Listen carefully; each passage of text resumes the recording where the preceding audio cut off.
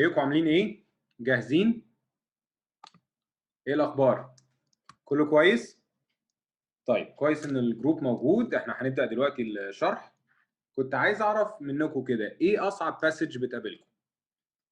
يعني هل هي الناريتيف ولا الساينس ولا البيرد باسج؟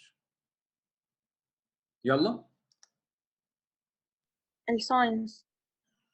reading science. البيرد. كويس. الهيومانيتي يا بس. انت تقصد social science؟ مين اللي قال humanity؟ اللي هي بتبقى تلات باسج. هو انت داخل، انت عارف ان احنا بنتكلم على سات و EST مش اكت، صح؟ احنا بنتكلم على سات و EST مش أيوة، اكت. أيوة. هو انت داخل امتحان اكت؟ لا انا ايست بس انا ما اعرفش عنه. طيب يعني ماشي، يبقى احنا كده بنتكلم عن الساينس، سواء social science او بنتكلم على الساينس in general. مستر حضرتك muted. I know, I put mute myself. So we're going to talk about the social science and the science first, and how to tackle these type of questions في اسرع وقت. لان احنا عندنا المشكله في الاكت ايه؟ احنا مش في الاي اس تي والسات، احنا مش بندور على ان احنا نحل الاسئله صح بس، لا ده احنا بندور على ان احنا نحل الاسئله صح في اسرع وقت. عايز اقول لكم ان اسهل باسج هي الساينس، اصعب باسج هي الناريتيف. تعالوا نشوف مع بعض ايه اللي هيحصل. طيب دلوقتي انا هعمل شير سكرين لبتاع براكتس تيست 3 من كولج بورد، وعايزكم تقولوا لي شايفينه ولا لا. كله كلير؟ كله شايف براكتس تيست 3؟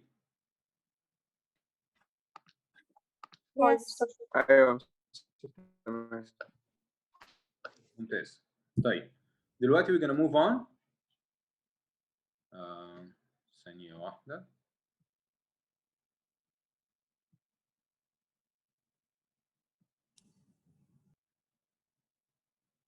Participants.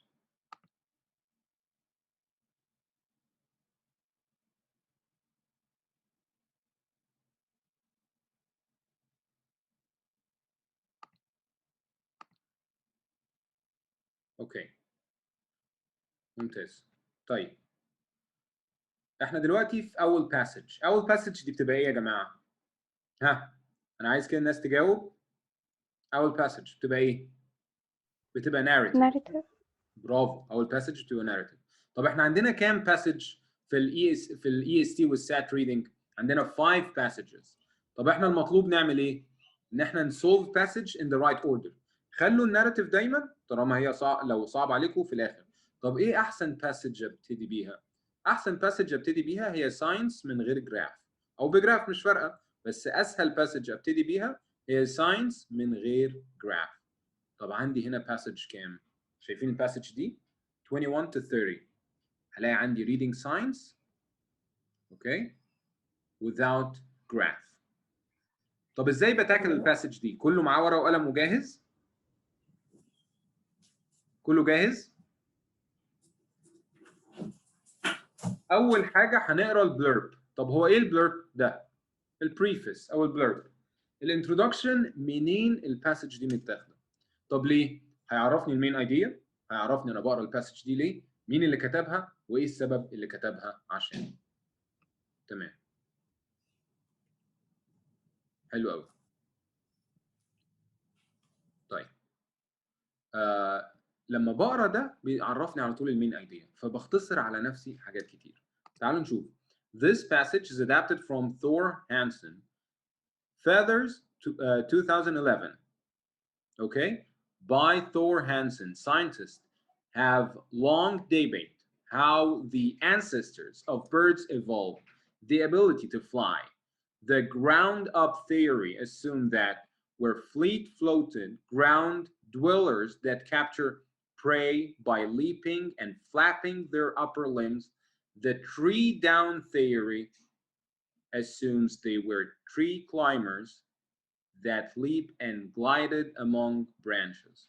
طيب اللي منكم شاف الباسج دي قبل كده، انا كده خلاص لخصتها.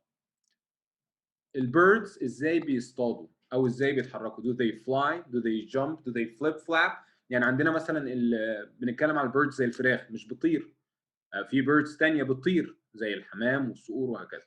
طب تعالوا نشوف في الباسج دي ايه اللي ممكن نستفاده من البلورب ده. طلعوا معايا الكي ووردز. ها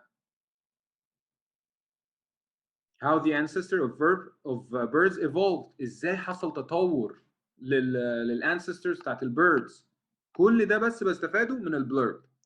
والability to fly their ability to fly، عشان لما يجي لي اسئله عن المين ايديا اقدر اجاوب. طب والجراوند اب ثيوري ايه ده في عندنا ثيوري هي هنتكلم عليها. الجراوند اب ثيوري اللي هي بتاسوم ايه؟ they were fleet footed ground dwellers، ان دول ما كانوش اصلا بيطيروا، دول كانوا كائنات بتمشي على الارض. okay that capture prey، بيصطادوا الفريسه by leaping and flapping their upper limbs. اهو كل ده عندي في البلورب بس، انا لسه ما دخلتش على الباسج، لسه ما دخلتش على الباسج. فاهميني؟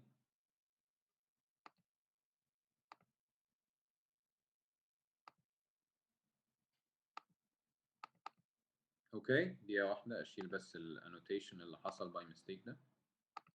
اوكي معايا؟ واضحة؟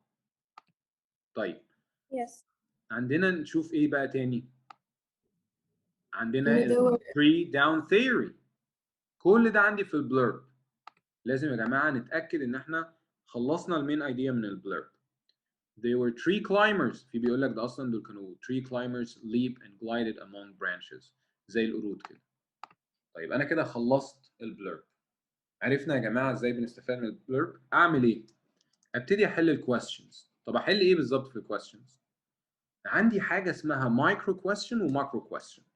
يبقى احنا لو بنكتب الستبس، انا عايز يا جماعه حد يكتب الستبس معايا عشان تستفادوا كلكم، تكتبوا الستبس. Step number 1 read the preface or the blurb. Step number 2 answer the micro question. انا قلت ايه؟ قلت micro question. طب يعني ايه micro question؟ question اللي عنده line reference، مش هحتاج اقرا الباسج كلها، هيديني لاين معين المفروض اروح له، بمجرد ما اروح لللاين ده هلاقي الانسر بتاعتي. طب ليه بقى؟ ايه اللي يخليني اقرا الباسج كلها؟ تضييع وقت، وانا في الامتحان ده محتاج الوقت باسرع طريقه. يبقى انا على طول هروح للمايكرو كويستشن وهاجل الماكرو كويستشن للاخر، اكون فهمت الباسج وقريتها امتى؟ وانا بجاوب على المايكرو كويستشنز. طب تعالوا نشوف which choice best reflects the overall sequence events in the passage. هو ده مايكرو كويستشن؟ جاوبوا no عليا يا جماعه، هو ده مايكرو كويستشن؟ no خلاص يبقى مش هجاوب. انا هعمل هايلايت بالبينك للمايكرو كويستشن بس.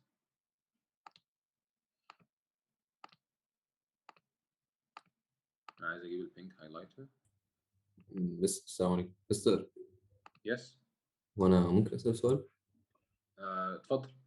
هو ساعات مش دايما كل الباسجز بيبقى البلور بتاعها في كل الشرح ده، يعني ساعات بيبقى مثلا بيقول هو تبع مين وسنة كام بس، وقتها نعمل ايه بقى؟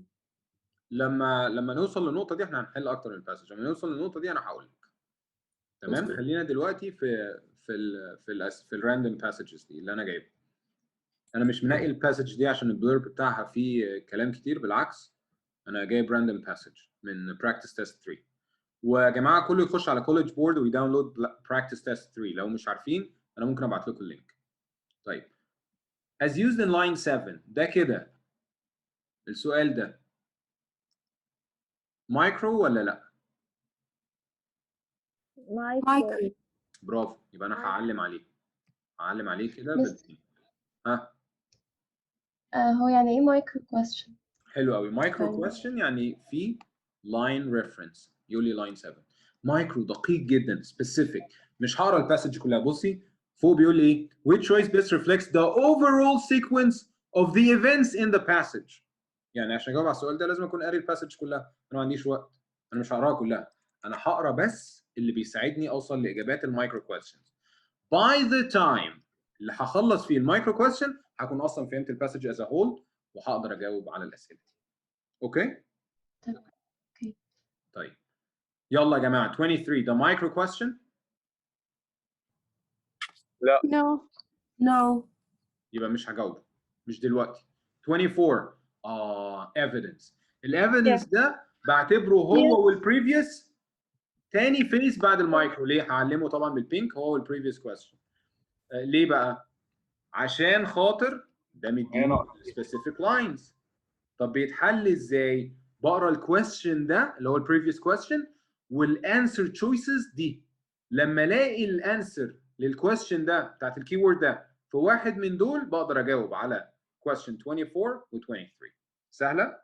اكتبوا ده في الاستراتيجي. طب 26 after Ken Dial had his aha moment line 41 ده مايكرو ولا ماكرو؟ Micro. يبقى أنا هعلم عليه. طيب لو انا هتكلم على question 27 ها ده ماكرو. ماكرو. برافو. مش مايكرو، ماكرو. ماكرو يعني جنرال. خلاص يبقى انا مش هعلم عليه ده. 28 مايكرو اهو بيقول لي لاين 61. بعد كده 29 Yes, it's micro. 29 مش مايكرو. هيبقى عندي الايفيدنس اهو. يبقى انا هاخد 30 و 29 معايا. هاخد question 30 مستر هو question اللي كان فيه اللي كان فيه ايه؟ strategy. ايوه. ينفع تقول لنا هو ده ينفع تقول تاني هو مايكرو ولا لأ؟ انهي question؟ اللي هو نمبر هو 1؟ no I 21? guess كان 25. لا 24. question 24 اهو. Yes. ده اسمه الايفيدنس. الايفيدنس بيس question. هقرا البريفيوس question اوكي واطلع الكي وورد which statement best capture Ken Dial's central assumption. يبقى انا عايز الستيتمنت بتاعت central assumption in setting up his research. طالما قريت السؤال ده هدور على الانسرز بتاعتي فين؟ في اللاين ريفرنسز دي. اول ما الاقيها هجاوب على 24 و 23 ما نتلخبطش. Thank you. You're welcome. Mr. question 25 برضه مايكرو معانا. ها مين اللي بيسأل؟ It's me, Aya. I want to ask that if there's any question including that ask about a line or about statement about specific things, so it's micro, right? It's micro. If it's asking about a specific line, you don't have to wander around in a passage. If you're going for a specific target, it's a micro question. So let's go ahead. Now we understand. Now we have the first question. Now, there are 4 types of questions. There is the micro question, which we just introduced. There is the macro questions, the general question asking about the passage. And there is the language, asking about vocabulary. And there is the data question. Data is asking about the graph. Okay? So write down the 4 types of questions. I have materials that I'm going to share with you later. That's going to just ease up the strategy. It's just a 4-page PDF file that will allow you to understand how the strategy works. Okay? Mr. Yeah. Can you repeat them again? Okay. The types. Let me share my screen. Let me share my screen with the types of questions so you guys understand. This will be a lot easier for you guys.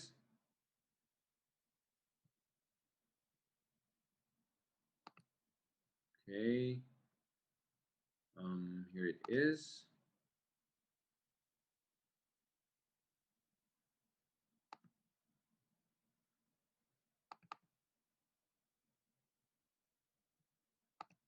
Now, can you guys see the material? Yes. Yes. Okay. Now you can copy the types of that. This is the overview of the book, and these are the methods we're going to use for answering. And these are the components, which is question, passage, and answers. And your job is to combine the 3, never use one only. And these are the passage type: expository, which is science, narrative, literature, paired passage, and this is the paired passage analysis. Okay, so here's the question type. Look at it, guys. Take a screenshot if you want. We have macro question, the general questions, micro question, the specific ones, data questions, asking about the graph, and language question, asking about the vocabulary. Is it clear for everyone? Yes, thank you. Yes. Good. Now, this is the question type. We're moving on to the answer type. We have 4. Today, we're going to discuss 3 only. So what are the question types? Direct details. The answer is exactly mentioned in the passage. Direct details. Copy paste. The answer is typically mentioned in the passage. Okay? Yes. Now we're going to talk about answers number 2. Implied ideas. What is the meaning of implied ideas? Can anyone tell me the meaning of imply? حد ممكن يقول لي معنى كلمة imply؟ It's the same idea but using different words. Well, let's put it this way. Something that is not mentioned directly. For example, not mentioned directly, not mentioned explicitly, the opposite of explicit. If I tell you, my old jeans no longer fit me, what does that mean? You gained weight. Wait. Absolutely. gained weight. Thank you. I'm working on it, by the way, but I'm trying. Anyway, so this is exactly the meaning. Did I say I gained weight? I never said that. No. Oh, But you it's assume things that to understand from the يعني from the from the context. sentence that you We assume that. implied that. Exactly. Yes. So I never said I gained weight, but it's evident in the sentence, so you can understand it. فاهمين؟ واضحة؟ That's implied حاجة idea. بنقدر نستنتجها من الكلام أفندم؟ حاجة بنقدر نستنتجها من الكلام Exactly. ده بقى بنستخدمه في هيديكي direct question يقول لك implied أو inference، كل ده بتقدر تستنتجه بإيفيدنس من الكلام، بس مش mention. ده بيجي كتير وتريكي. أصعب حاجة ممكن تجي لك هو ال vague viewpoints. The third type. إيه يا جماعة ال vague viewpoints ده؟ ده بيجي يقول لك what is the purpose of this paragraph? What is the purpose of this sentence? ليه حطها؟ بص هتلاقي مثلا verbs، ركز. Ask a question, start an argument, counter a claim, confirm analysis. ركز قوي على الverb. هو counter claim؟ هو كان في claim اصلا؟ لا ما كانش في claim، يبقى cross it out. answer a question. طيب هو كان في question؟ طب هو answer it؟ لا هو في question بس هو مش answer. cross it out. confirm analysis. كان في analysis؟ طب هو عمل لها confirmation بالsentence او الباراجراف ده؟ yes. tick. This is the right answer. يبقى عرفنا ال vague viewpoint، وده هناخده in depth دلوقتي جوه الباسج، بس لازم نبقى عارفين. اخر نوع وده بيجي very rare scenarios في ال SAT، even يعني بيجي اقل بكتير في ال EST، هو analogies and assumption. analogies and assumption بيبقى كالاتي.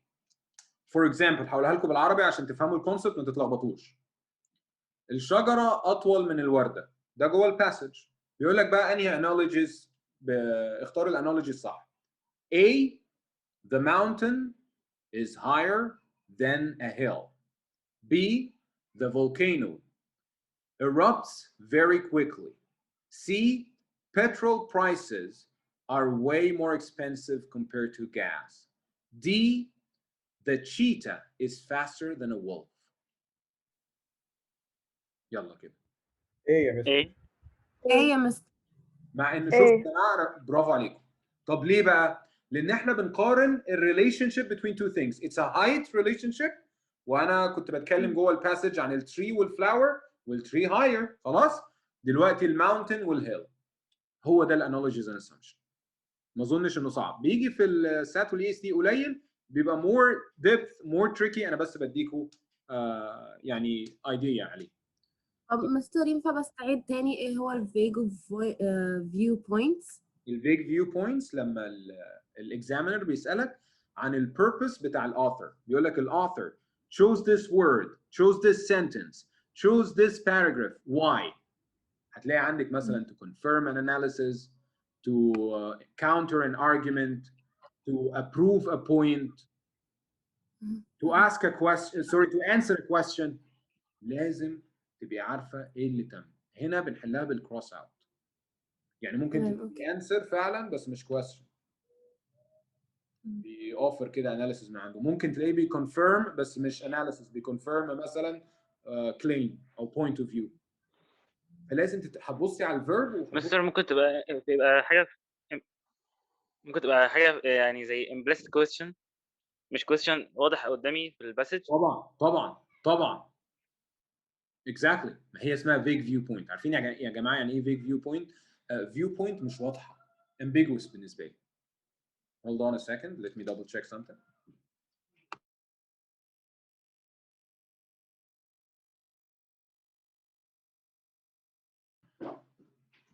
اوكي كلير يا جماعه؟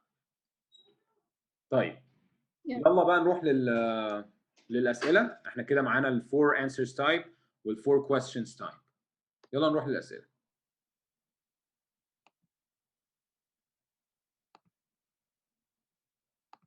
دلوقتي شايفين معايا الامتحان اللي احنا حددنا فيه المايكرو.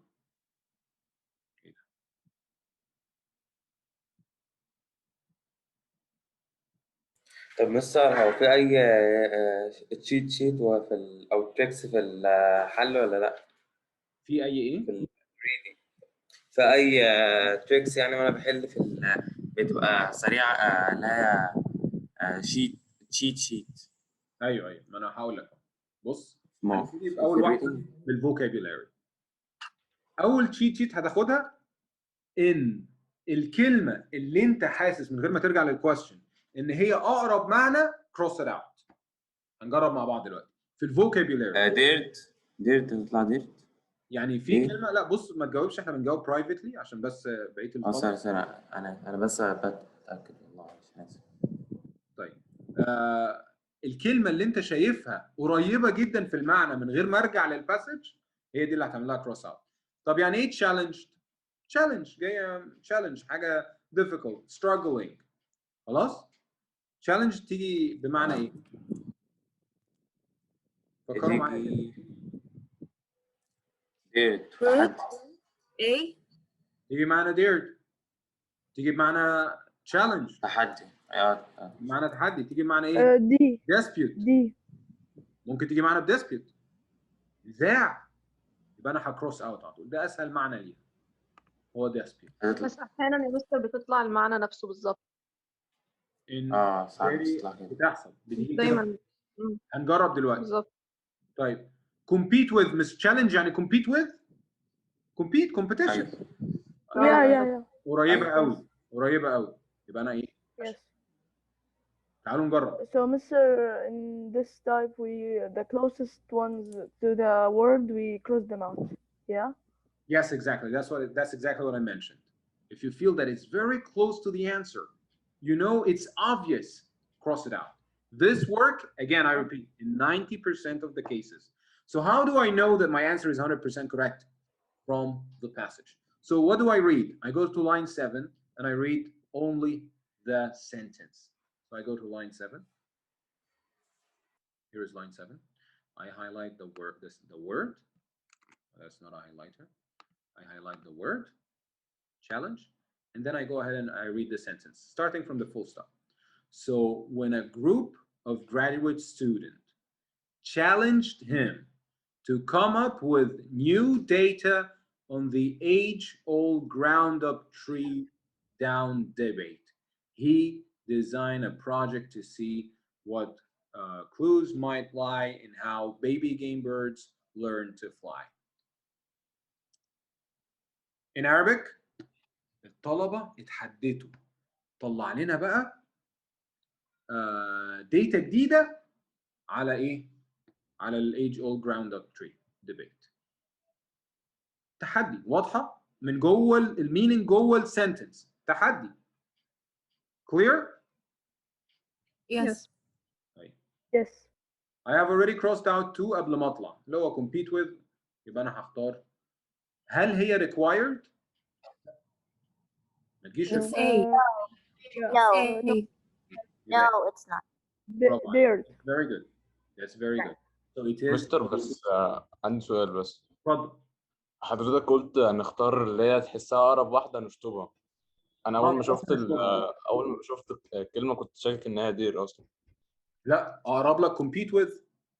يعني when I challenge you or when we challenge who's gonna reach this part first, اقرب حاجه competed with دي اقرب من there.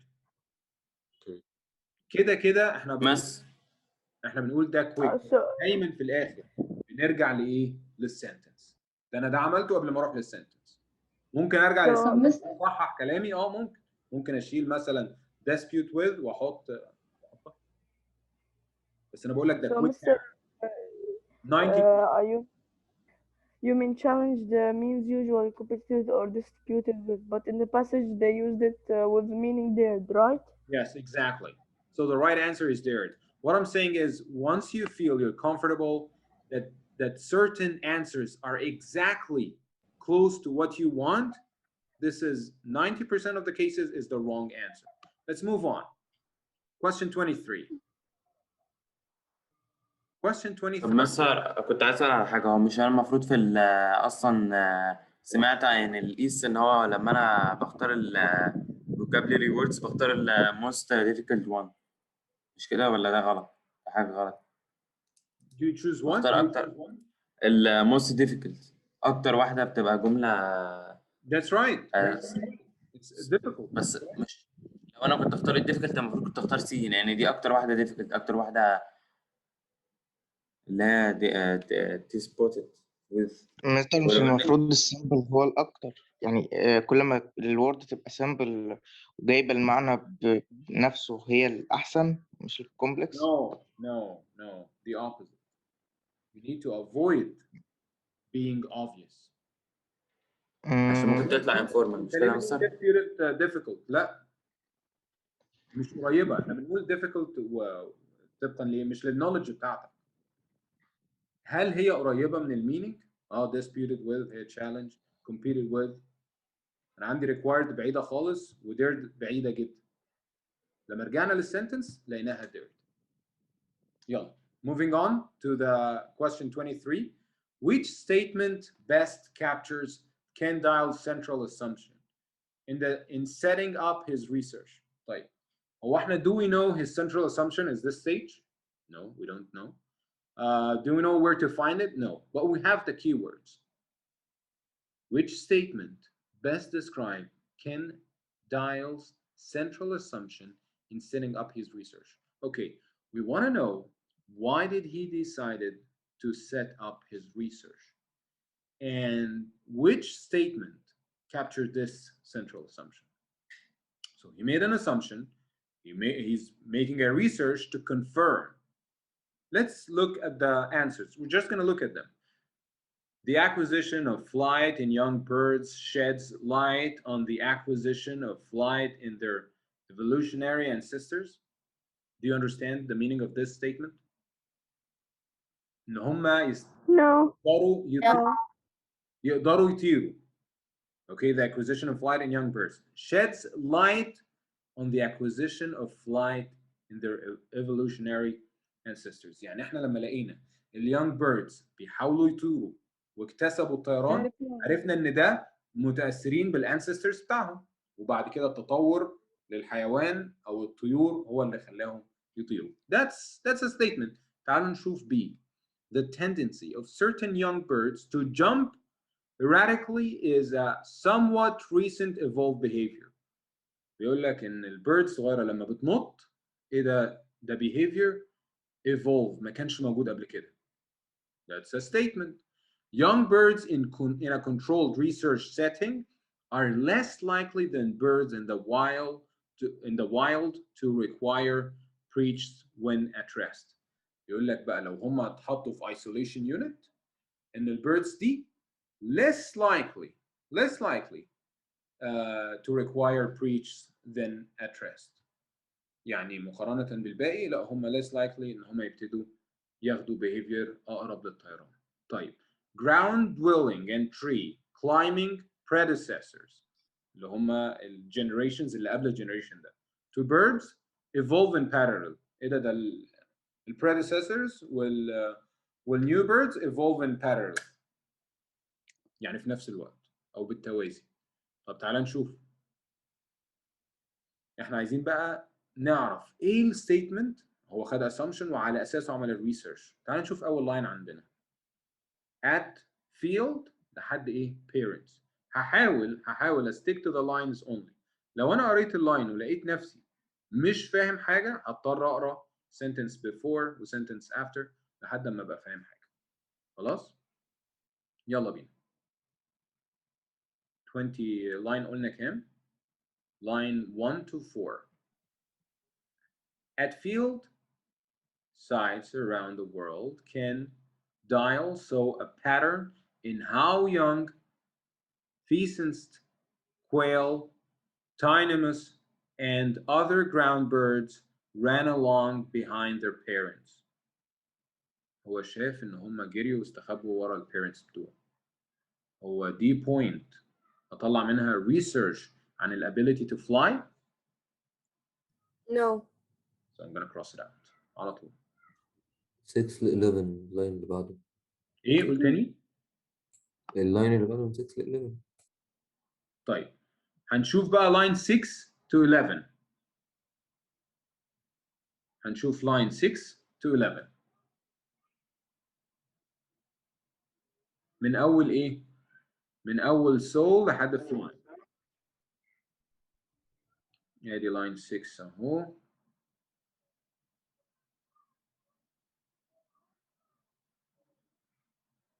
اهو. So when a group of graduate students challenged him to come up with the new data on the age-old ground-up tree-down debate, he designed.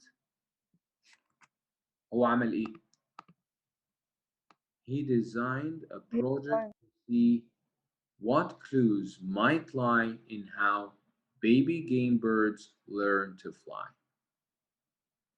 بس ممكن تكون صح؟ ممكن تكون صح. اقدر اقول لك صح؟ ما اقدرش، لازم اقرا الباقي. لازم اقرا الباقي. بس هو did he design a project? Did he design a project based on assumption? Yes. What clues might lie? في clues.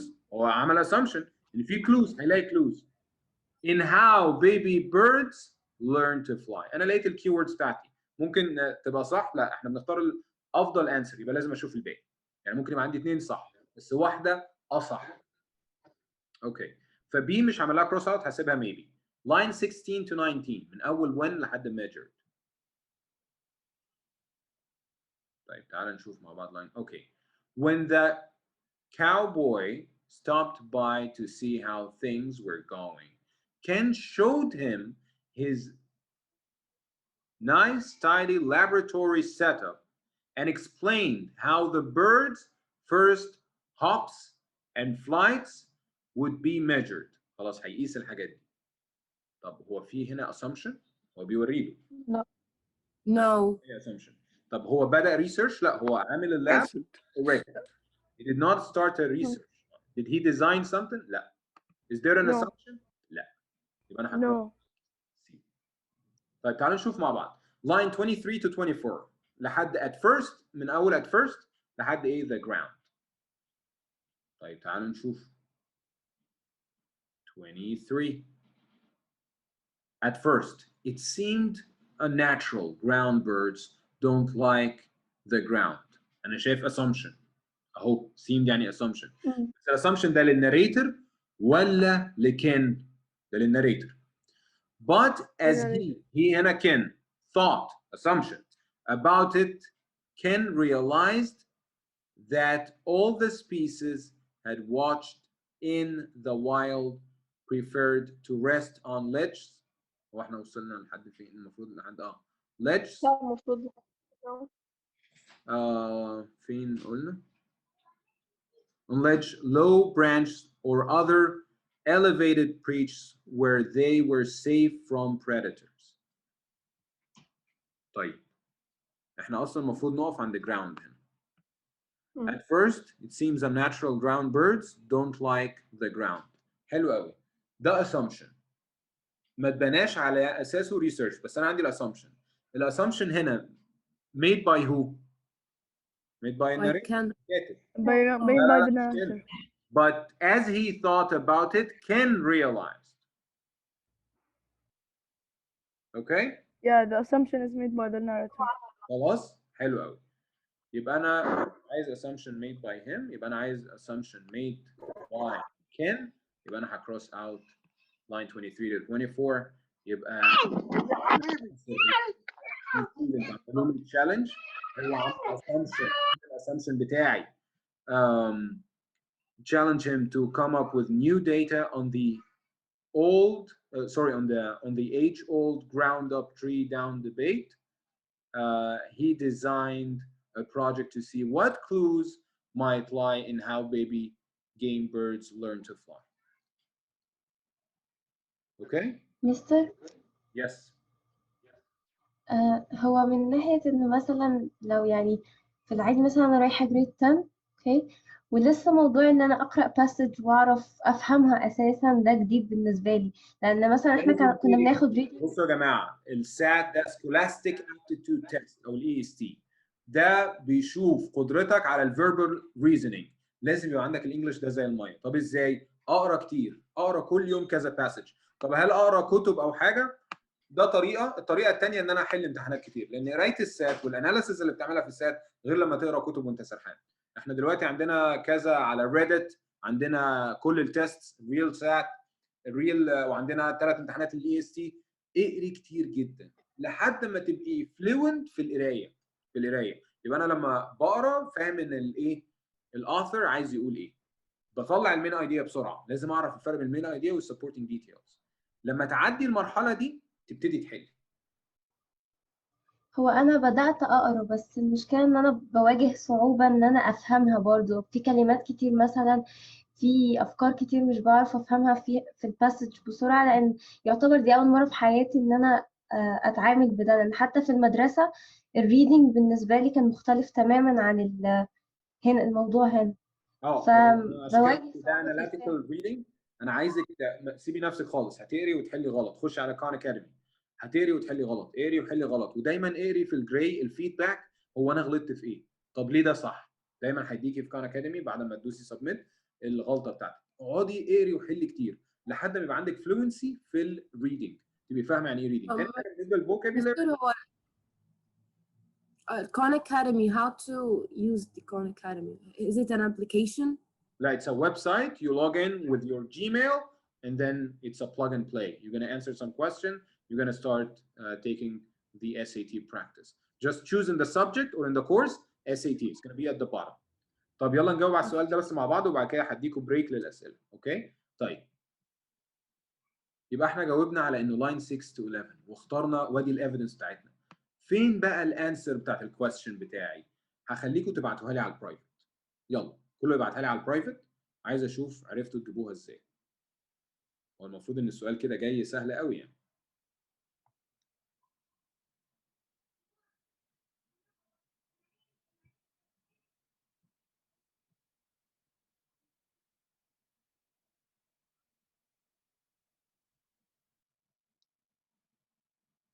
طيب انا قلت لكم ابعتوا لي الانسر على برايفت، ما حدش بعت لي غير واحده. يا جماعه انتوا مكسلين ولا مش عارفين؟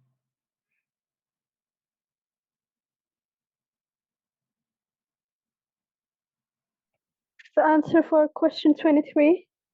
Question 23. Go ahead.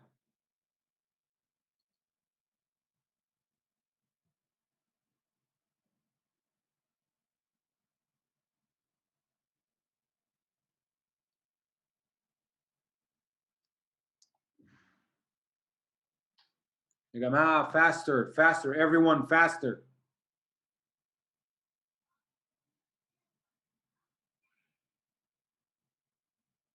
ده سؤال سهل جدا. Okay. Now أنا هقول بس أسامي اللي جاوبوا صح. رنيم good job. منى very good job. Febi good job. Sama good job. عمر good job. ريهام good job.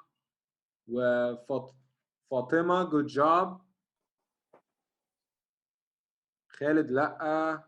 Okay. تعالوا نشوف مع بعض فين الرايت انسر. احنا قلنا دايما ارجعوا يا جماعه للايفيدنس.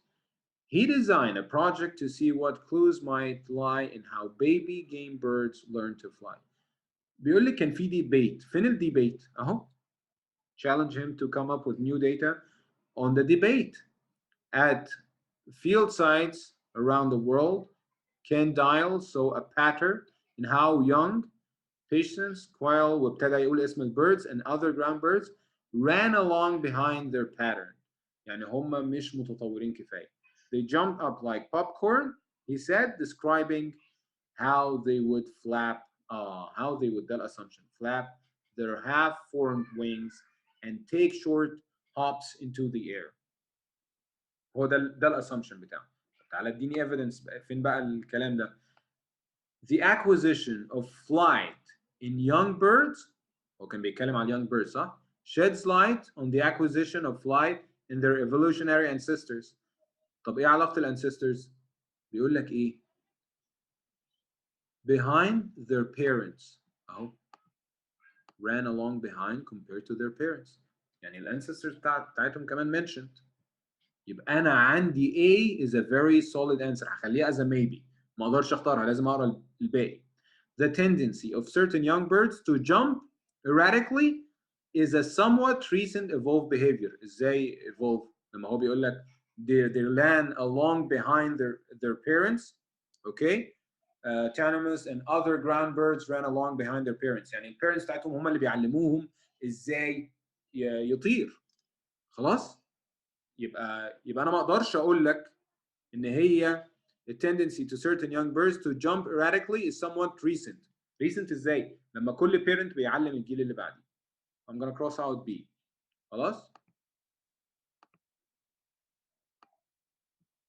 Young birds in a controlled research setting are less likely than birds in the wild to require breaths when at rest. هو انا عملت يا جماعه اي comparison between controlled research wild في اللي انا قريته ده؟ مفيش اي comparison. وانا هكروس out. Ground dwelling and tree climbing predecessor to birds evolve in parallel. هو ده يا جماعه irrelevant اصلا. الجراوند dwelling احنا ما اتكلمناش عن الجراوند dwelling. ده irrelevant. يبقى ال only correct answer عندي A. At this stage حد عنده اي سؤال؟ يبقى ال right answer هي A. انا زعلان ان مش كتير جاوبوها صح. يا جماعه دايما بريفير باك للباسج. الحاجات دي irrelevant. ده الوحيد اللي relevant. عندي No, teacher, ها؟ it's just because I don't like have the passage printed. That's why I. Okay, guys, I'm gonna send you the link. I'm gonna send you the link now to download it, so you can have a better understanding.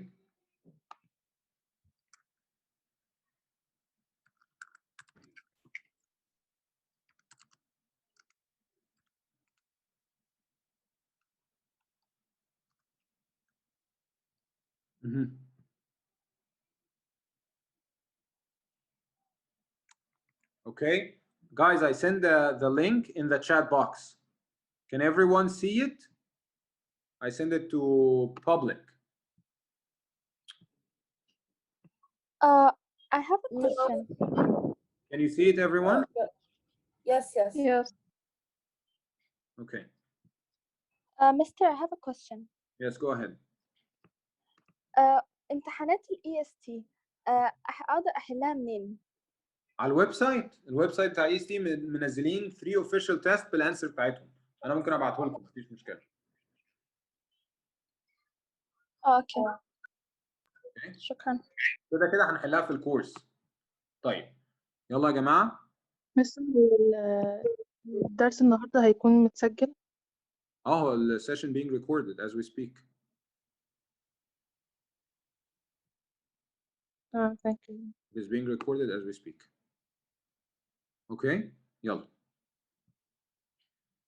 اوكي يبقى احنا عرفنا ازاي نجاوب على question 23. ده اللي هو قلنا الايفيدنس. طب تعالوا ناخد كمان واحد مايكرو. In the second paragraph, line 12 to 32, the incident involving the local rancher mainly serves to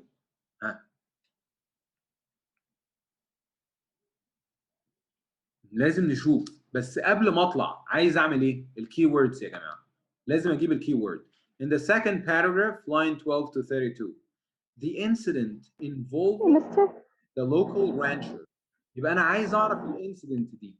الانسيدنت involving the local rancher هو بيعرفها. Mainly serves to ده vague viewpoint.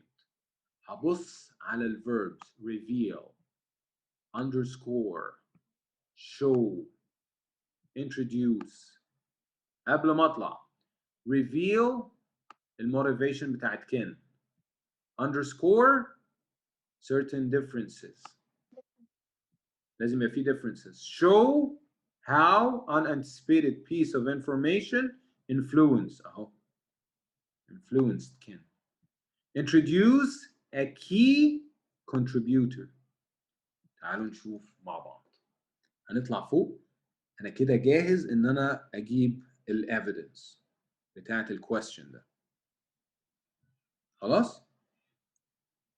يبقى احنا عندنا لازم reveal يعني ايه؟ يعني uncover motivation for undertaking this project. ايه ده خلاه متحمس انه undertake this project لما اقرا 12 to 32 الانسيدنت. underscore certain differences. لا ده ما فيش اختلافات كبيره، دول شبه بعض. ده اللي هو B between laboratory and field research. يعني laboratory and why. طب show how an unanticipated piece of information. ايه ده البيس اوف انفورميشن دي ما كانتش في بالنا اصلا، ما كانتش متوقعه. influence Ken Dial's research. ازاي الانفورميشن اللي ما كناش متخيلين انها مهمه او مش متوقعه غيرت وجهه نظر كين في الريسيرش. دي introduce a key contributor to the three down theory. طب يلا نشوف. احنا قلنا كام؟ 12 to 32. ده vague viewpoint. Vague viewpoint. ادي اهو 12. Ken settled on Chucker partridge as a model species, but he might not have made his discovery without a key piece of evidence. شفنا الكلمة دي في حتة قبل كده؟ أيوة Yes. piece of information. شفناها فين؟ كانت دي شفناها فين؟ كانت دي اللي هي introduce a key contributor. لا unanticipated. piece of evidence. كتير. ما تجروش يا جماعة. ما تجروش ورا كي، ما تجروش ورا كلمة كي. piece of evidence. ها؟ طب تعالوا أوضح لكم أكتر. A key piece of evidence from the local rancher in Montana who was supplying him with birds when the cowboy stopped by to see how things were going. Ken showed him his nice tidy laboratory setup and explained how the bird's first hops and flight would be measured. The rancher was incredulous. He took one look and said in pretty colorful language, "What are those birds doing on the ground?" طيب احنا المفروض نقرا لحد كام؟ 32. 32. What are those birds doing on the ground? طيب مش دي كده unanticipated؟ هو ما كانوش متوقعين ان احنا ناخد information من الكاوبوي. واحنا What are those birds doing on the ground? They hate to be on the ground. Give them something to climb on. At first it seemed unnatural. Ground birds don't like the ground. Unnatural يعني ايه؟ Unanticipated. خلاص؟ Ground birds don't like the ground. But as he thought about it, Ken realized that all the species had watched in the wild prefer to rest on ledges. حاجة زي الأغصان كده أو أنواع من النباتات. Low branches أهو موضحها لك. Or other elevated perches where they were safe from predators. They really only used the ground for feeding and traveling. So he brought in some hay bales. أهو غير الريسيرش بتاعه أهو. Some hay bales for the chuckers to preach on and then left his son in charge of feeding and data collection while he went away on a short trip.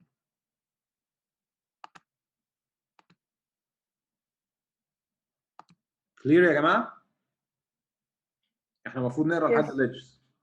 Can realize that watch in while prefer to rest on ledge.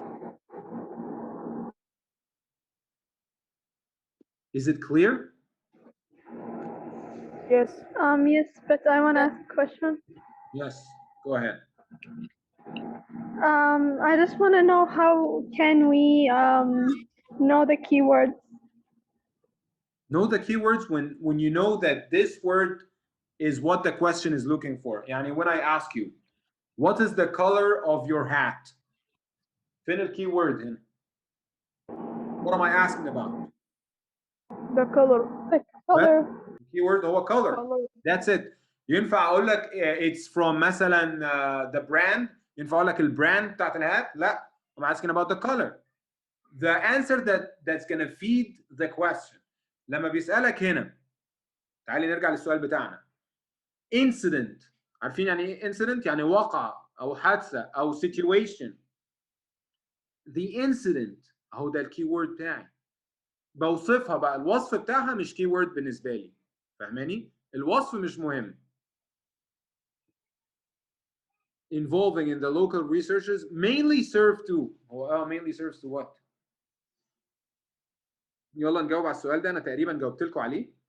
ابعتوا لي الانسر على برايفت، بس انا عايز اكبر عدد يبعت، مش عايز ناس بتتفرج. يلا كله يبعت. بصوا على الكي ووردز وابعتوا.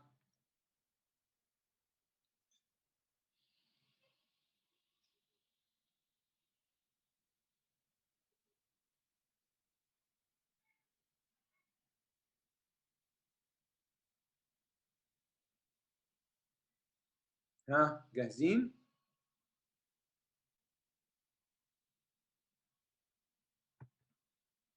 بصينا على الكي ووردز.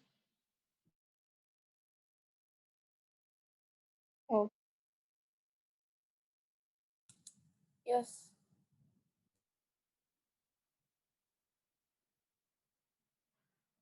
Okay.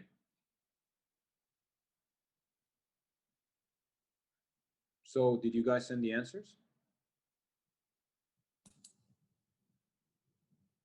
Yes. Yes, I did. طب انا عندي 3 بعتوا غلط. بصوا يا جماعه let me explain. هو مش قال unanticipated، مش it seemed wrong at the beginning. مش هو قال unanticipated piece of information. طيب انا اعمل لها هايلايت. ما تاخدوش كلمه key. piece of advice from the local rancher. هو انا كنت متخيل as a scientist ان انا هاخد advice من اللوكال rancher؟ لا. unanticipated. طب جبت منين ان هو unanticipated؟ because it seemed unnatural. اهي Natural. يا جماعه يبقى الرايت انسر هي ايه؟ دي ولا دي ولا دي؟ طب ما احنا بعتنا صح؟ ما انا بعت صح. وانا برضه. انا في 3 بعتوا لي دي، انا ما شفتش غير 3 وال3 باعتين دي. عامه الرايت انا بعت سي. لا بعتنا سي. اوكي. وانا برضه. I sent C. اوكي خالد سي، وفيروز سي، وسمسم سي، ويويوز ايفون سي، وريهام سي. اوكي انا شايف الانسرز دلوقتي. اوكي انا كنت بصيت على الانسرز. خلاص يا جماعه عرفنا ازاي نجاوبه. طيب يلا لاين 41. انا مش هساعد حد بقى. يلا الاها مومنت لاين 41. انا مش هطلع كي ووردز، مش هعمل حاجه. انتوا نزلتوا التيست الاول ولا لا؟ نزلتوا التيست ولا لا؟ نزلنا التيست. Yes. Which page is it? Question 26.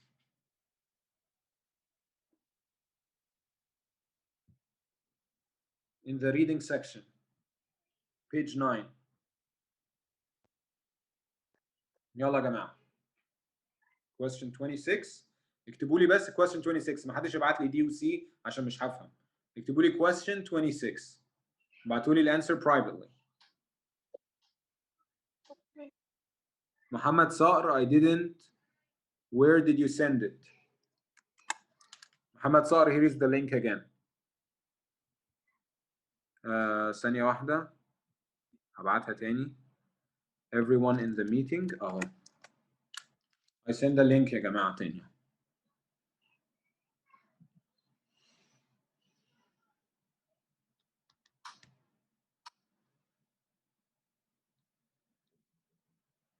ممتازة مروة حاتم سوري مروان حاتم أنا آسف.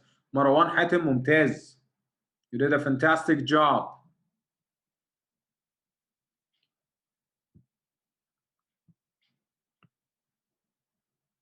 عمر جمال perfect. يوسف شلبي amazing. مريم عصام wonderful. يزن very good. آية خالد wrong.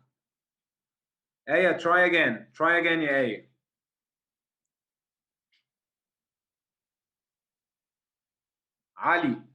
علي قط very good job.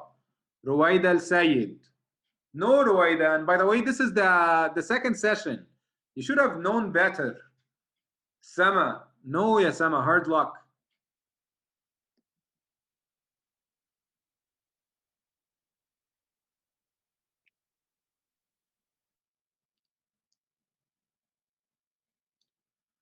Huh? Aya Khalid, good job. Aline, wrong. I'm afraid not correct, Aline. Try again, Aline.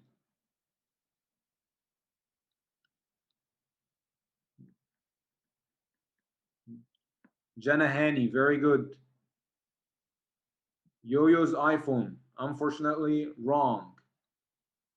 Riham, good job. خلاص يلا يا جماعة. You did a good job, most of you. تعالوا نشوف هو ايه ال aha moment. After Ken Dial had his aha moment, line 41. فين بقى المومنت اللي اكتشف بيها ال actual way of flying. اوكي؟ تعالوا نشوف.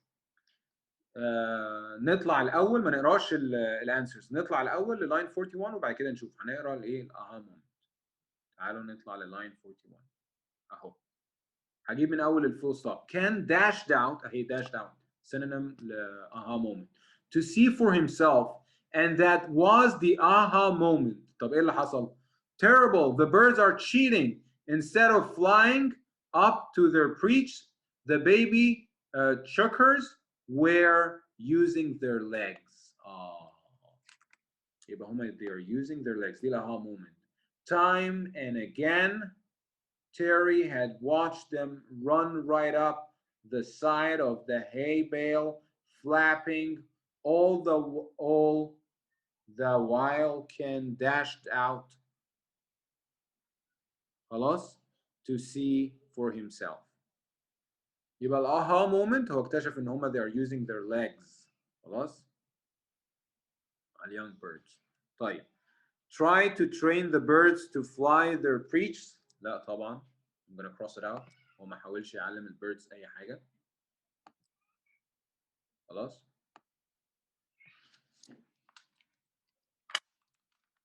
ما حاولش يعلم البيردز اي حاجه.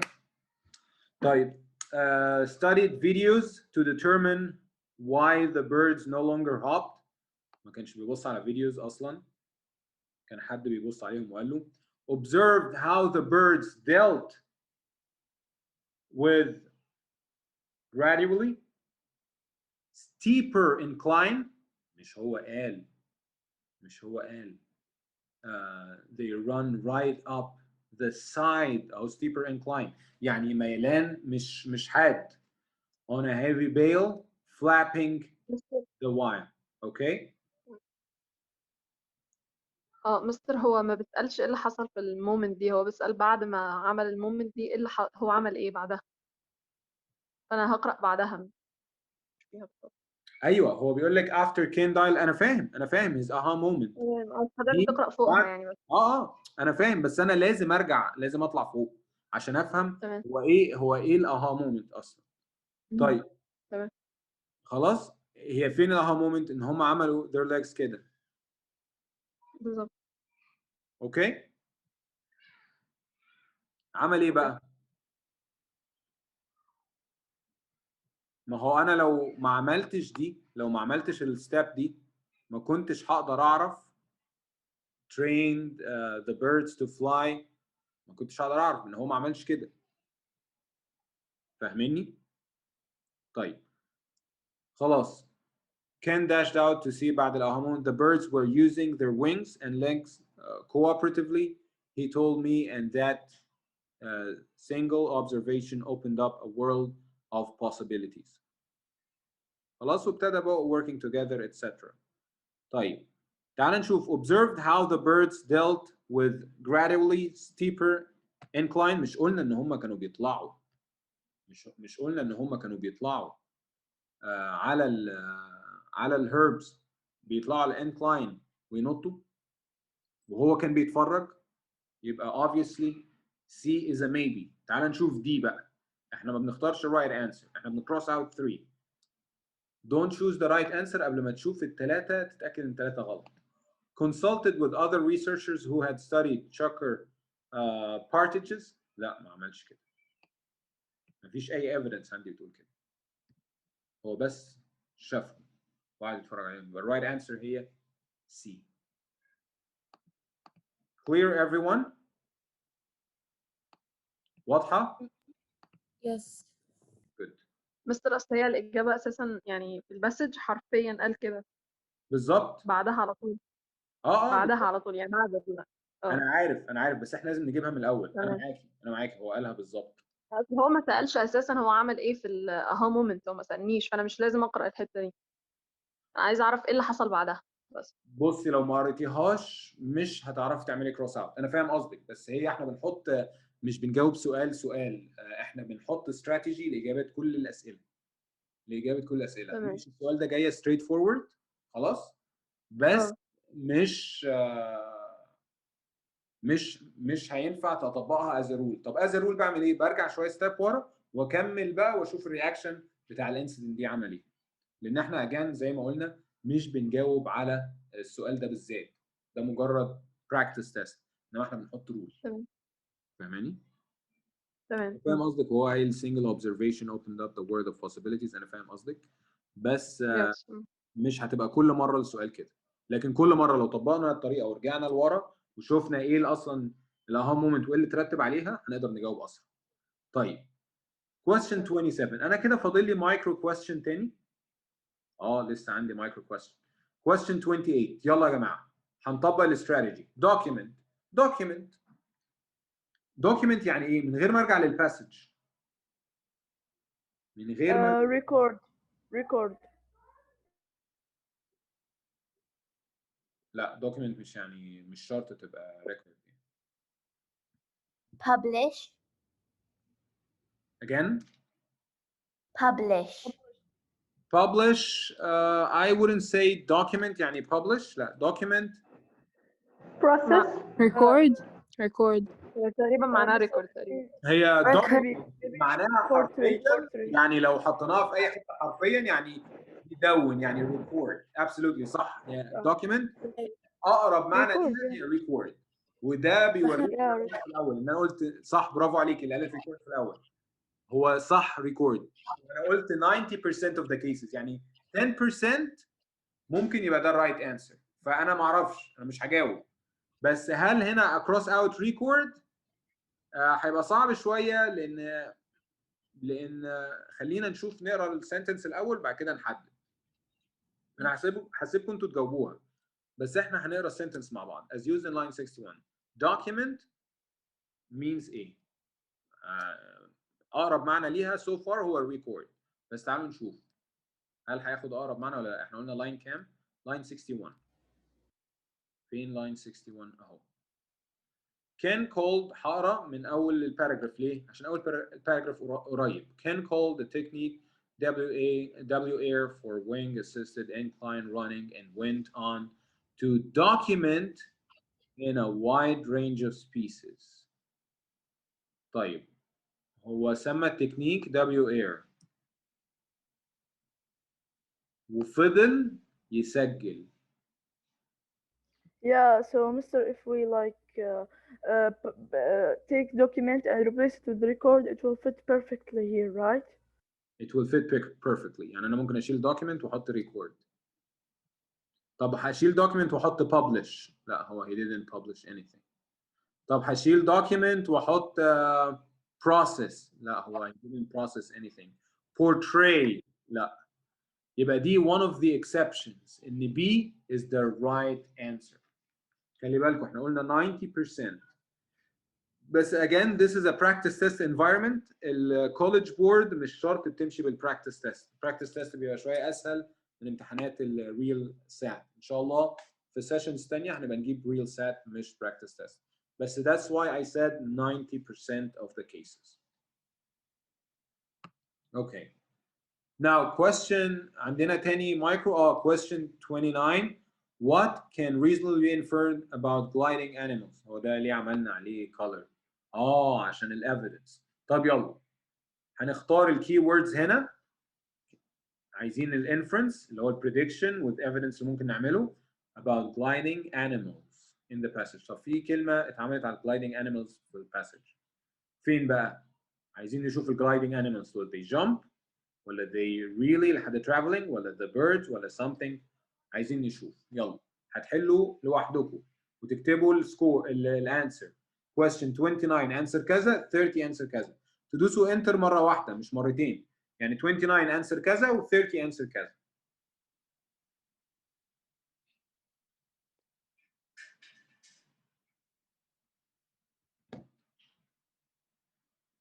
يلا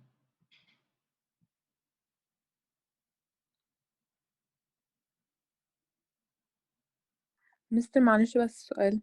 اتفضلي. هو احنا هنخلص امتى؟ احنا هنخلص وقت ما التيست ده يخلص. يعني هنخلص بس سوري مش التيست الباسج دي. احنا دلوقتي في 29 هنحل 30 وبعد كده 21 و 27 بس فاضل لنا 4 questions نخلص. تمام شكرا يا مستر. يلا يا جماعه faster. طيب خلينا ابص مين بعت.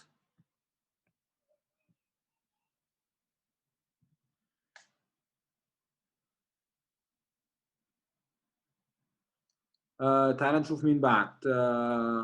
بسنت correct. عمر جميل او عمر جمال correct. بسنت correct. ألين معلش ألين مش صح بس جربي تاني. جانا perfect. رنيم perfect. علي wrong. يلا بقى نجاوب. طيب احنا بنتكلم على gliding animals صح؟ تعالوا نشوف اللاينز اللي بتتكلم على gliding animals. يلا احنا هنبتدي بلاين اللي هو 4 to 6 خلاص؟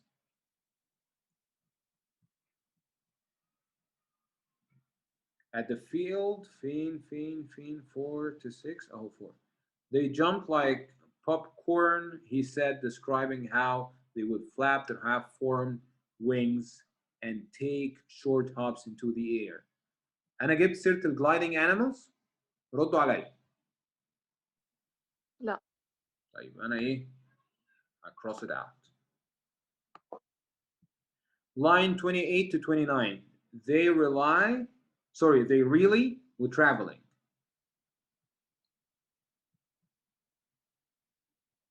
طيب. They really only used the ground for feeding and traveling. طيب طالما قال they the pronoun. طب تعالوا نشوف البروناون ده بيتكلم على مين. أهو other elevated perches where they were safe from predators. Can realize the species. ground birds. واحنا بنتكلم على ايه؟ gliding animals. يبقى انا هcross out B. طيب تعالوا نشوف C line 57 to 59. The birds لحد slopes.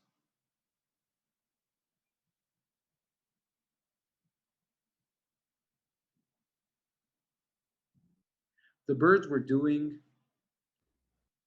the very same thing with their wings to help them scramble up otherwise impossible slopes. أنا ما قلتش حاجة على ال blinding animals. ما كانش فيه vague pronoun أرجع له. طيب تعالوا نشوف line 27 sorry line 72 to 74 من something للtheory. قلنا كام؟ 72 to 74. 72. Okay. ادي 72 something gliding animals. هو احنا بنتكلم على gliding animals؟ Yes. Don't do and thus a shortcoming of the tree down theory. يبقى هو هنا بيتكلم عن الثيوري. طب ما انا كده عايز اجاوب السؤال اللي فوق. تعالوا بقى نقرا من اول paragraph. In evolutionary context, W. Ayer takes on surprising explanatory power with one fell swoop. The dials came up with a viable origin of the flapping flight stroke of birds, something land animals don't do, and thus a shortcoming of the tree down theory and aerodynamic function of half-formed wings on the main drawbacks of the ground-up hypotheses. طيب تعالوا نشوف بقى مع بعض. يبقى احنا قلنا أكيد إن هي الانسر هي دي. خلاص تعالوا نشوف بقى فوق. Their young tend to hop along beside their parents. احنا اتكلمنا عن البيرنتس بتاعتهم. No. يبقى احنا هنكروس it out. طيب their method of locomotion is similar to that of ground birds. هم اصلا مش زي الجراوند birds. بيقولوا something that they don't do. صح؟ Yes. We're gonna cross it out. They use the ground for feeding more often than preaching. احنا ما قلناش ان هم ده احنا بنقول على الموفمنت اللي بيعملوها. الفلابنج بتاعهم يبقى مش سي. They do not use a flapping stroke to aid in climbing slopes. زي ال other birds ما بيعملوش كده. يبقى right answer هي D. Okay? كده فاضل لنا يا جماعة 2 questions with sessions going to be over. بس أنا في بس حد هو اللي interactive معايا. يا جماعة فين باقي الناس؟ Okay.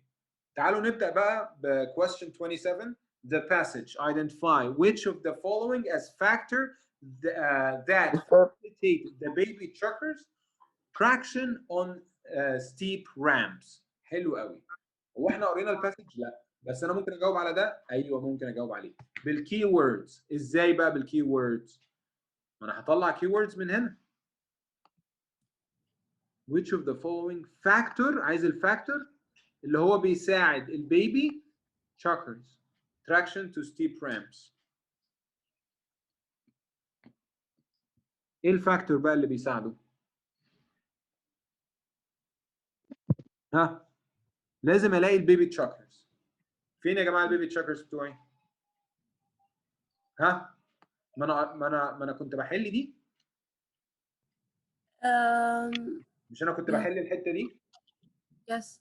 يبقى انا مش محتاج اقرا الباسج لان انا من كتر قرايتي للباسج وبروح واجي عرفت اروح فين. خلاص؟ يبقى terrible. The birds are cheating. Instead of flying up their perch, the baby trucker were using their legs. بيستعملوا الليجز بدل ايه؟ بدل ايه يا جماعه؟ بدل الوينجز. بدل الوينج. طيب ده ماكرو كويستشن اللي هو المفروض ما فيهوش لاين ريفرنس. احنا جرينا على طول وجبنا الريفرنس بتاعه. طب فين اللي بيقول كده؟ The speed with which they climbed. هو ده الفاكتور؟ لا. Position of their flapping wings. No. طيب بلاش تقولوا نو. بلاش تقولوا نو. تعالوا نقراهم كلهم. لا هي بي. طب بلاش تقولوا نو بس تعالوا نقراها كلهم. تعالوا نقراهم كلهم. The alternation of wing and foot movement. هو حرك الوينج؟ No. They only move their كده عشان ما يحصلش لخبطه. يبقى احنا عملنا كروس اوت سبيد وعملنا كروس اوت الالترنيشن اوف وينج فوت موفمنت. طيب their continual hopping motion النط اللي عمالين No. ينطوه. No. طيب No. No. No. عشان ما تتلخبطوش نرجع تاني. بيقول لك ايه؟ They were using their legs instead of اللي هما instead of flying instead of flying up. Huh? Their preach, the baby truckers were using their legs. Right up, flapping all the while. خلاص؟ يبقى they were using their legs. يبقى الوينجز بتاعتهم مش بتطير. Yeah, they don't move their wings, they only move their legs so بس that they can move. يبقى انت ازاي مش بتستعمل الوينجز بتاعتك؟ يبقى ايه الفاكتور بقى؟ ان هو كان وهو بيطير بيزق بالاجنحه مش بيطلع مش بيطير بيزق بالاجنحه عشان رجليه تطلع. طب جبت الكلام ده منين يا مستر عبد الرحمن؟ بيزق بالاجنحه، عايزين الفاكتور اللي بيساعد عشان رجليه تطلع. يبقى ايه؟ So they move their legs run up for the side side all the while. ثانية واحدة. We're using their leg time. Watch them right up. Flapping all the while. يبقى وهو بيرن اب عمال يعمل ايه؟ بيفلاب عشان ايه؟ so that they can yeah so that they can هي موجودة بالظبط برضو ما بين lines 45 to 50. بيقول لك the passage identify which of the following a factor facilitate بيساعد the baby trucker traction on the steep. خلاص هما كده بيطلعوا برجليهم. مين بقى اللي بيساعدهم؟ the position of their flapping wings. يبقى دي right answer. هو اللي حضرتك بتقوله ده يخلي الإجابة سي، بس هي بي أساسا لأن هي موجودة في حتة تانية. أنا قلت بي. لا اللي حضرتك بتقوله إن حضرتك بتقول إن هم دلوقتي بيستخدموا رجليهم. بيستخدموا رجليهم عشان يطلعوا، بس ازاي؟ مين اللي بيساعد بقى؟ مين اللي بيساعد رجليهم؟ بصي معايا. حضرتك كده كأنك بتقول الإجابة سي. هي أصلا موجودة ما بين lines 45 و 50 حرفيا. بصي معايا وشوفي. بيقول لك they run up the side of the hay bale flapping all the while. تمام. مش تمام. حد بقى قعد طيب حد بقى بيقول ان الاجابه سي، لان حضرتك اللي بتقوله يخلي الاجابه سي ان هم بيستخدموا رجليهم all the while. ازاي الاجابه سي؟ مش مكتوب flapping all the while using their legs. بتقول كده. حضرتك بتقول ان هم بيستخدموا رجليهم واجنحتهم، فده يخلي الاجابه مثلا سي. ما هو ليه هقول لك ليه رجليه؟ لا مش مستر هي اصلا موجوده في مكان تاني الاجابه، والله موجوده ما بين لاين 45 انا عارف انت بتتكلمي موجوده فين، بس هي موجوده هنا برضو اهي flapping all the while. ليه؟ لان هو بيقول لك لا هنا facilitating factor. facilitate يعني ايه؟ بيساعد ايه؟ بيساعد الليجز. فاهماني؟ بيساعد الليجز. هو مش بيقول لك المين فاكتور، لا بيساعد الليجز. ايه اللي بيساعد الليجز؟ البوزيشن بتاع الفلابنج وينجز. ممكن طيب حضرتك تقرا الحته اللي بقول لحضرتك عليها؟ تعالي مفيش مشكله. فين؟ طيب 45 من اول 45 كده تقريبا. Then came up with the birds as they raced up. برضو raced up using their legs, increasing angles as they incline began to flap. ايه الفرق؟ يعني انا مش شايف الفرق. began to flap. ما انا هناك بقول لك هو اصلا بيتكلم على حته ان الستيب رامز، فهو بيقول كل ما الانحدار زاد هنا عملوا ايه؟ استخدموا اجنحتهم. طيب بطريقه مختلفه. ما هو هنا بالظبط. هي واضحه جدا هنا الاجابه، ده قصدي. انما فوق ما اتكلمش عن اجنحتهم. flapping the while اهو right up the side of the hay bale flapping the while.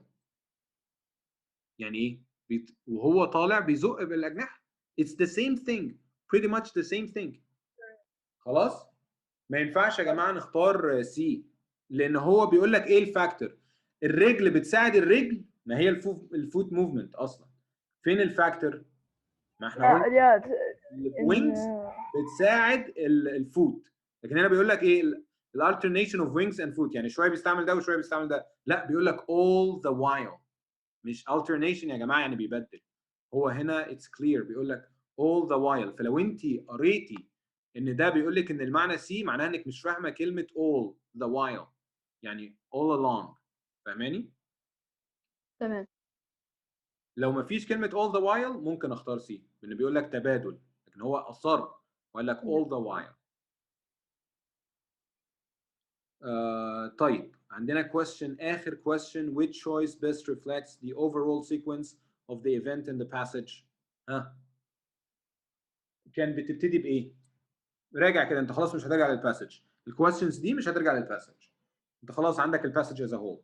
ابتدى بتشالنج، بعد كده عمل اكسبيرمنت، بعد كده جات له ال unexpected information، ال key of piece information من الكاوبوي، بعد كده جات له الاها مومنت، بعد كده طلع بالاناليسيس. طب احنا عايزين الكلام اللي بيقول ان انا لسه قايله ده، summary بيقول اللي انا لسه قايله ده. send it in private.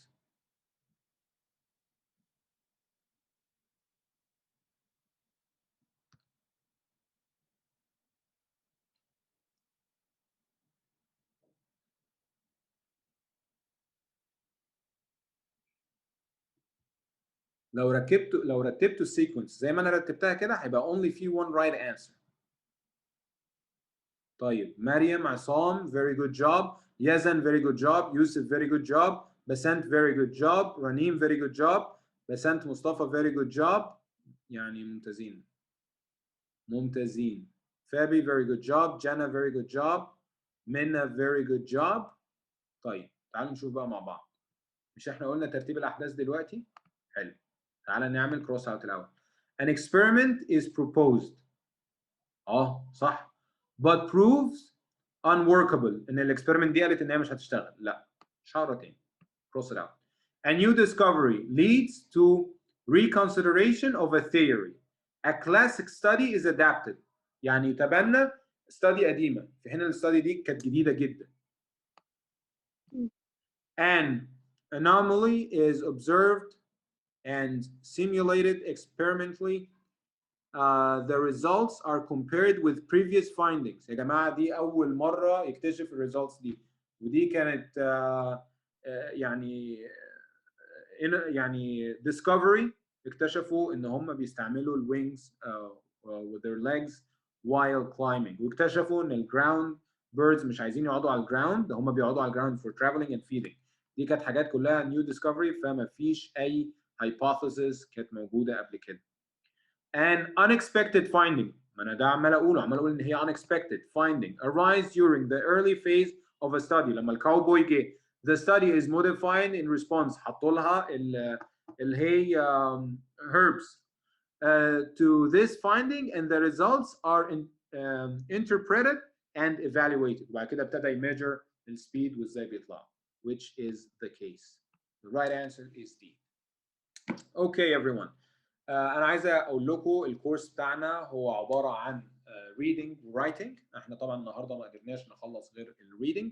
بنبتدي من البيزكس خالص. الكورس مدته 6 شهور، ممكن يبقى 2 sessions أو 4 months تبقى 3 sessions per week. الحصة بتبقى ساعتين، بناخد فيها الwords، بناخد فيها strategies، بنحل فيها tests.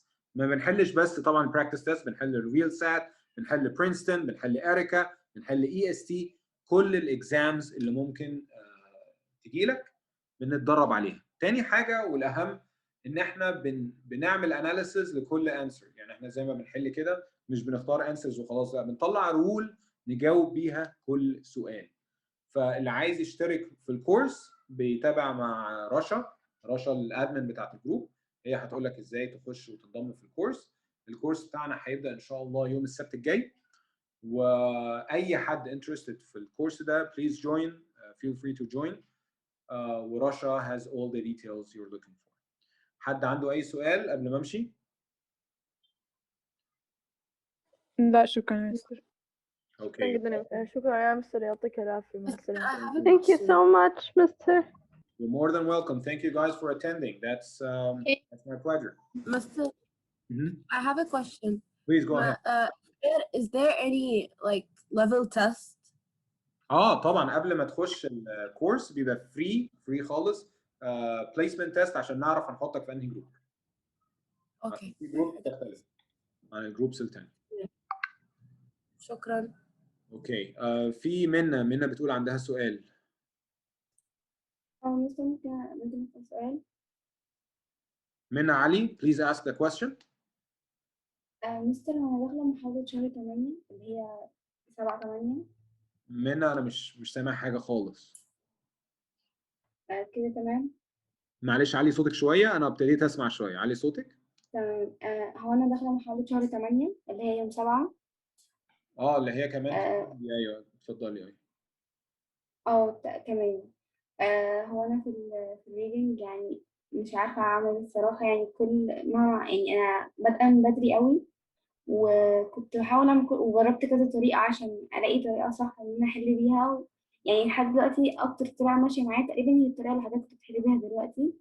تمام. يعني غير إن هو بياخد مني تايم كتير، يعني مثلا تقريبا أكتر من 20 minutes في الباسج الواحدة. لا أنت بس اقري البلurb وجو ahead for the micro questions وبعد كده الإيفيدنس والماكرو question هتلاقي نفسك فاهم الباسج.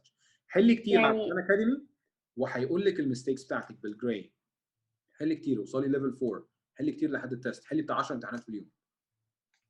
اوكي تمام. لو داخله ترايل بعد 8 و you need help you can join my course. بس طبعا الجروب بتاعي اللي هو داخل في شهر 8 هو اتقفل لان خلاص احنا بادئين من الاول ماشيين بثيوري واستراتيجيز معينه، فلو دخلتي حد جديد مش هيستفاد يعني. اوكي. شوفي لو عندك برضو اي سؤال ابعتي على الجروب، رشا هتبعت لي السؤال وانا اقدر اجاوبك عليه مفيش اي مشكله. وزي ما بقول لك حلي على خان اكاديمي، طبقي الاستراتيجي دي وان شاء الله تجيبي سكور كويس حتى لو يبان صعب. Mr. Mr. I have 2 questions. Go ahead. First question is it okay to feel in the beginning to feel it's hard? That's absolutely normal. I want to tell you something. This is designed for Native Americans, and this is very hard for Native Americans. Imagine that English is your second language. Definitely, you're going to feel confused at the beginning. You're going to feel it's hard. Once you practice more and more, it's going to be very easy for you. Do you think it was easy for me the first time when I was your age to solve SAT? No, it wasn't. But by practice, by making a lot of mistakes, it turns out to find a strategy, following courses, practicing a lot, it turns to be an easy thing. Just like anything in life, when you practice, practice makes perfect. Oh, okay. Thank you. The second question is it normal, like I'm right now in another course that they give us like a 20 words vocabulary to memorize alone, and there's so many exercises, and also they give us like 4 articles, very big articles to we were just beginners to write the main idea and the vocabulary, which means the word we didn't understood, and the relationships between the paragraphs. So, and how they didn't even teach us, or like they may probably give us how order this paragraph. And so is it normal not to know how to like solve this? Okay, let me tell you something. If they didn't tell you how to read a paragraph, identify the main idea, understand the relationship, that's not normal. But the homework they're giving you, the homework is pretty much normal. This is the same homework I give. The difference is I have, as a teacher, to teach you how to solve the homework, not just to give you homework like that. So I have to tell you how to solve the homework, how to tackle the paragraphs, how to analyze the words, how to extract and elicit the difficult words that you cannot understand. But the bulk of a homework is normal. That's how you should pass the test, with those type of homeworks. But they should explain at least how can you understand and solve and tackle those type of questions. Oh, okay. So can you send the link of this book, or? Oh, you mean the strategy book? I'll send it to Russia, and Russia will share it at the group. You mean the green book, PDF file?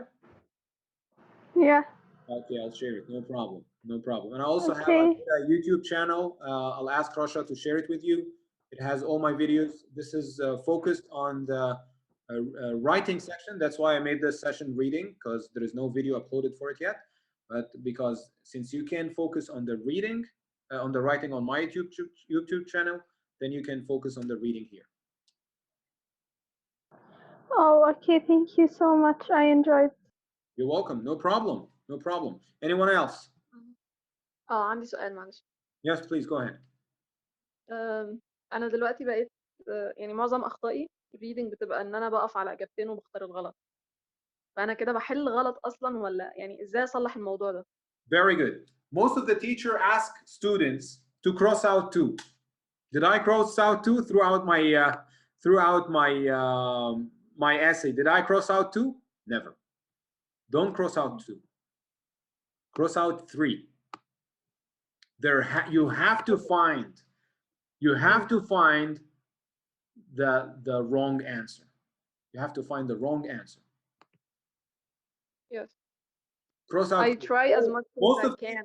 Most of teachers say cross out 2. Never cross out 2. By the way, guys. No, I don't just cross 2. I try to cross as much as possible, but then I get stuck between 2 answers. Impossible, because I'll tell you something. In the SAT, there might be 2 possible answers. I'm not going to say right, but there's one as a better answer. Let me tell you. Let me tell you how.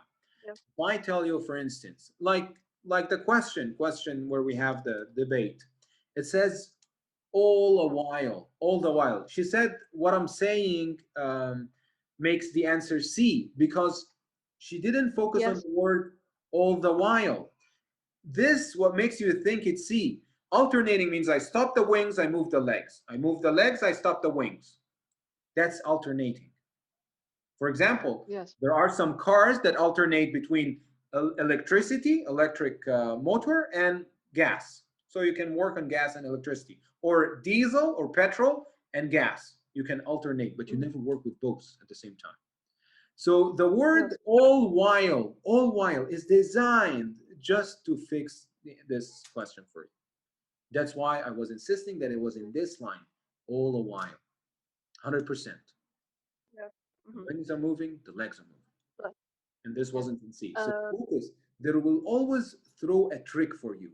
Focus on extreme words, all, entirely, extremely, 100%.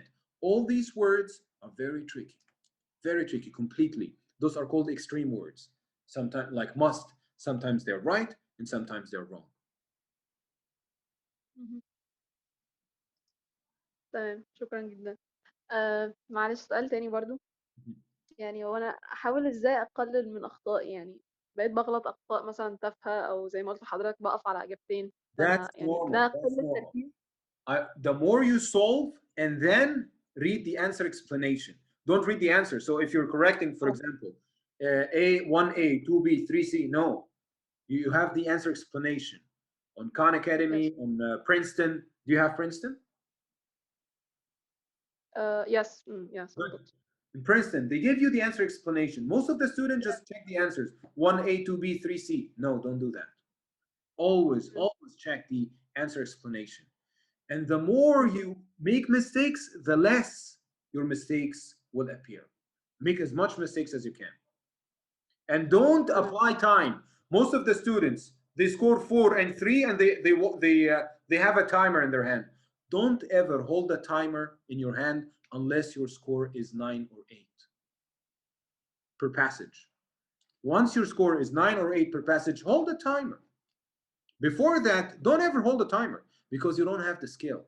You can hold the timer once you get the skill of understanding, of fluency in reading. Once you know that, okay, I understand the language, I know what the writer wants, I know what the author wants. Okay. Thank you so much. You're welcome. مستر Anyone else? أحل قد إيه مثلا في اليوم؟ 10 passages minimum. 10 passages Reading or 10 writing? passages writing. When is your test? اللي هو محاولة 8. 10 passages reading, 10 passages writing. Minimum. في اليوم أحل لي 10 و 10. Yeah. Because one passage is 13 minutes. 10 passages in 130 minutes. An hour and a half reading, an hour and a half writing. You have 24 hours. All what I'm asking is 3 hours for English, because your test is in August. If your test in October, I would ask for 1 hour and a half only. So 5 passages reading and 5 passages writing. But your test is very soon. I'm sorry. And you have to memorize vocabulary, guys. You have to memorize vocabulary. If I had more time, we can arrange another free session. I will just make a session about learning vocabulary. An entire session about learning vocabulary. Thank you. You're welcome. No problem. Anytime. Who else? Who else? Anyone else? Anyone else has a question? I think that's it for today. God bless you, everyone. Have a wonderful evening, and it was a pleasure having you all. Farewell.